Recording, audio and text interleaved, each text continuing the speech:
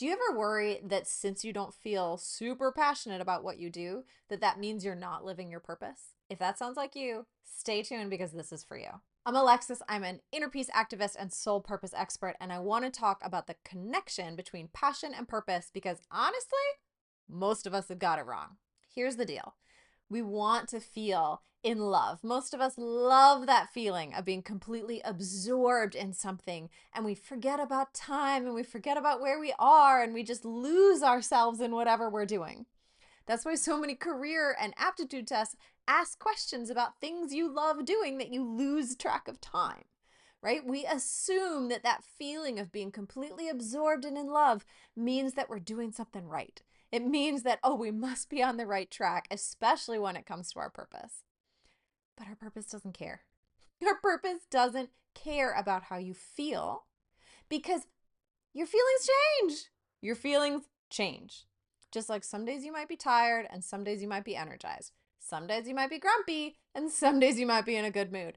Feelings change. So if your purpose relied on how you felt, honestly, that would exclude almost everybody from being able to pursue their purpose. Almost everyone, because our feelings change. Most of us can't sustain that passionate feeling for very long. And let's be really honest, the feeling of passion is also a privileged feeling because many people are too tired, too exhausted, too busy, too overwhelmed with all of their duties, multiple jobs, families, all of that, to even access that feeling of passion. And not everybody cares about passion. Not everybody feels passionate in the way that you might. And honestly, not everybody even cares to feel passionate or wants to feel passionate.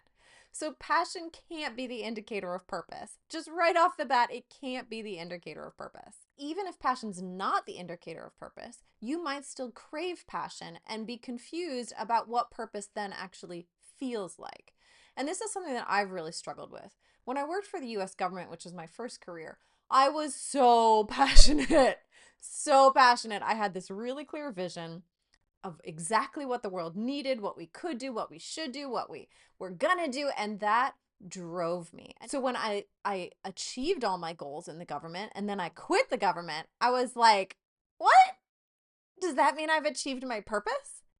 And I looked around for many years trying to find that feeling of passion again. And I never found it outside of that, right? I never found it outside of that. And so I spent many years going, okay, well, here I am exploring soul purpose. And as far as I can tell, like, I just don't have one anymore. Is that even possible? Could I have achieved it by the time I was 30? Or that seemed unlikely. But I also didn't have anything else to go on. So then I started exploring, okay, well, what does make me passionate? And maybe you've done this too, right? Like, what can I feel that passion about? And there were all sorts of things. I can get really passionate about how people are just like sitting on the couch watching TV waiting to die instead of living their full lives, right?